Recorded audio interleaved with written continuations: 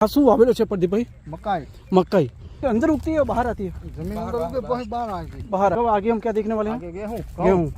Most ઓફલી ગુજરાતીને સમજવા વાળા વધારે. બિલકુલ તો આ દુનિયાનું અત્યારે ચાલે કે ખેડૂત થકી ઇન્ડિયાની માલિપા તમે જોવો ને તો આ ઓલ ઇન્ડિયામાં અત્યારે ખેડૂતોના 50% કે એનાથી વધારે ભાગને ખેડૂતો બધા ઓલ ઇન્ડિયાને પૂરું પાડે છે. આર્મી જવાન છે એમ? બિલકુલ. જો ये भी एक पॉइंट वाली बात है दोस्तों કે આપણા જવાન, આપણા જે કિસાન ભાઈ છે એ જવાન મતલબ બનવા માટે અત્યારે કોલેજ કરી રહ્યા છે અને હું એમને શુભેચ્છાઓ પાઠવું છું.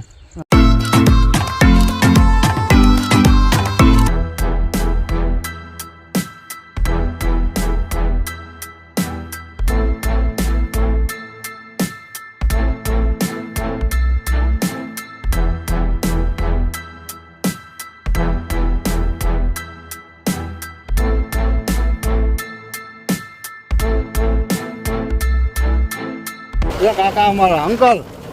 जय माता जी.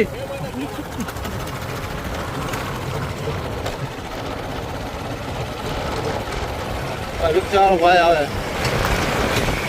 जय माता जी.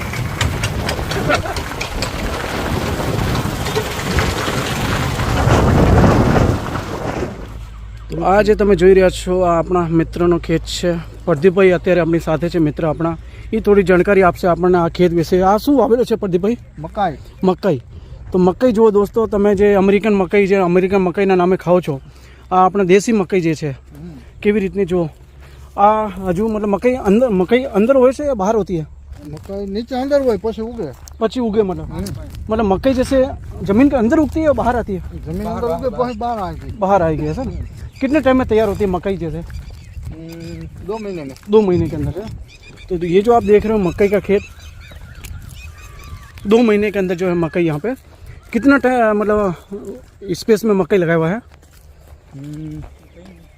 3 बीघा में सर? 3 बीघा। 3 बीघा में यहाँ पे मकई लगाया हुआ है. और क्या लगा हुआ? आगे हम क्या देखने वाले हैं? आगे गेहूं। जुवार. जुवार गेहूं। जुवार और गेहूँ वो भी आपको बताएंगे कि खेत में जुवार और गेहूँ कैसे होते हैं. तो ये आपको मैं थोड़ी देसी लाइफ जो एक्सप्लोर कर रहा हूँ, गांव की लाइफ कैसी होती है, जिसमें आपने इससे पहले देखा होगा झारखंड के गांव की लाइफ, फिर महाराष्ट्र के खेतों की लाइफ, तो अभी गुजरात के खेतों की लाइफ बता रहा हूँ. आने वाले टाइम में मैं आपको इंडिया से बाहर रसिया के अंदर खेत कैसे होते हैं, फॉरेन कंट्री में जहाँ पे अभी युद्ध चल रहा है, तो वहाँ के खेतों में क्या होता है वो भी बताएंगे आपको. अभी मजा आएगा ना भिड़ो. तो बने रहिएगा तैयार हमारे साथ. तो ये देखिए बहुत ही प्यारा एकदम नेचुरल व्यू है यहाँ का खेतों का.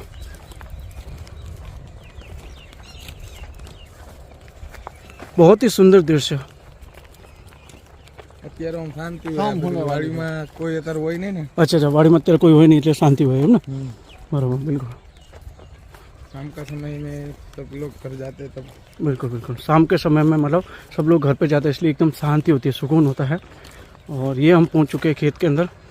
इस पार नेचुरल है, चिड़िया का आवाज़ और चिड़िया का आवाज़ वगैरह नेचुरल आ रहा है. और देखिए कितना प्यारा दृश्य आपको दिख रहा है. अभी ये इसके अंदर से ही रास्ता मतलब ऐसे अंदर जाएंगे ऐसा? बिल्कुल. तो ये देखिए प्रदीप जी जो है अंदर घुस चुके हैं. ये क्या बोलते हैं, ये क्या लगा प्रदीप जी इसको? जुआर. तो ये यहाँ पे जो है जुआर है, इसका जुआर होता है. ये जुआर मतलब तैयार हो गया, ये अभी बाकी है? अभी बाकी है. और कितना टाइम बाकी है अभी इसको तैयार होने में? 15-20 दिन. 15-20 દિવસ હજુ બાકી છે આને તૈયાર થવામાં. और जुआर के बाद में जो है क्या दिखा रहे हैं? अच्छा यहीं से दिखा दो वाली अंदर है ना. तो ये आपको थोड़ा जूम करके बताते. देखिए उस तरफ जो है गेहूं लगे हुए हैं. ये देखिए कितनी प्यारी गेहूं की फसल है. बहुत ही शानदार दृश्य यहाँ का.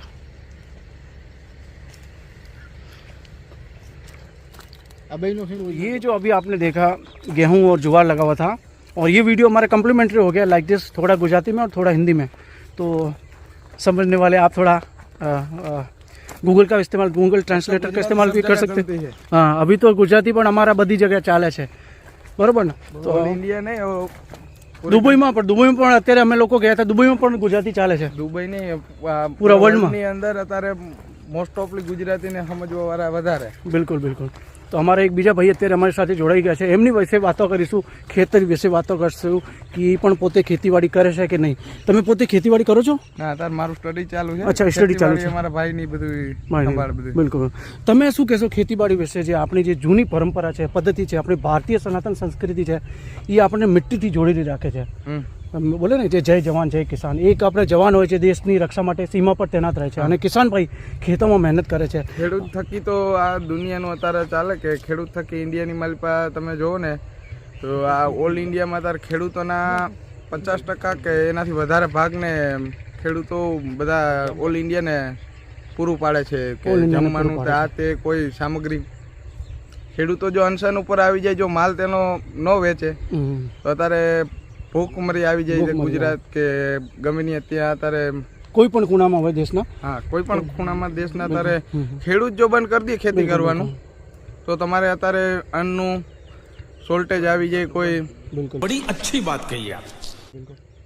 તો આપણા માનનીય વડાપ્રધાન નરેન્દ્રભાઈ મોદીજી હોય, યાર કોઈ પણ જાતના નેતા વગેરે હોય, યા પણ કોઈ આમ આદમી પણ આ વિડીયો જોતા હોય તો તમારે મારી ખાલી એટલી રિક્વેસ્ટ છે, આપણા જે કિસાન ભાઈઓ છે એના માટે એવા સારો એવો કાનૂન તમે પેશ કરો, અને કિસાન ભાઈઓના હિત માટે, એમના ફાયદા માટે કંઈક એવો તમે શરૂઆત करो. અને जो लोग नॉर्मल ये वीडियो देख रहे हैं उनको भी कहना चाहूँगा कि हमारे किसान भाई है उनका रिस्पेक्ट करें, उनको सपोर्ट करें. ठीक है, जय जवान और जय किसान का जो नारा दिया गया है, तो ये दोनों हमारे जवान और किसान हमारे लिए ही, हम शहरों में कितने भी मेट्रो सिटी में रहते हैं लेकिन इनकी बदौलत ही हम जिंदगी को अच्छे से जी पाते हैं. આ શું લાગેલું છે પ્રદીપભાઈ? એરંડા. એરંડાનો તેલ આવે છે. બિલકુલ. તો અહીંયા એરંડા લાગેલો છે, એરંડાનો તેલ આમાંથી એની પ્રોસેસિંગ હોય પછી મશીનમાં વગેરે જાય, હે ને? બિલકુલ. તો આ તો અમારો ખેત કેવું લાગ્યો તમને અમને કોમેન્ટ કરીને જરૂરથી જણાવજો. તમે એક બીજા મિત્ર છે, આપણે એમની સાથે વાતો કરીશું. હા, જયદીપસિંહ. તો તમે શું કરો છો હાલમાં? ખેતીવાડી કરો છો યા ભણતર? કોલેજ કરો છો? અચ્છા, કોલેજ કરે છે એમ ને? બિલકુલ. આર્મીમાં જવાનું છે. અચ્છા, તમારું ડ્રીમ આર્મીમાં જવાનું છે એમ? બિલકુલ. જુઓ, ये भी एक पॉइंट वाली વાત છે દોસ્તો કે આપણા જવાન, આપણા જે કિસાન ભાઈ છે એ જવાન મતલબ બનવા માટે અત્યારે કોલેજ કરી રહ્યા છે, અને હું એમને શુભેચ્છાઓ પાઠવું છું. કોંગ્રેચ્યુલેશન, તમે જવાનમાં જવા માટે વિચારો છો. પહેલાં પણ અહીંયા કિસાન પરિવારથી, કિસાનનો પુત્ર થઈને હવે જવાન મતલબ જશે બોર્ડર પર, દેશની રક્ષા માટે જશે. તો જુઓ કેટલી મોટી એમની ભાવના છે આપણા દેશ પરથી. એકવાર આપણે નારો લગાવીશું, જય જવાન જય કિસાન. મળીશું દોસ્તો આગલા એક નવા વિડીયોમાં. ત્યાં સુધી જય શ્રી કૃષ્ણ, હર હર મહાદેવ.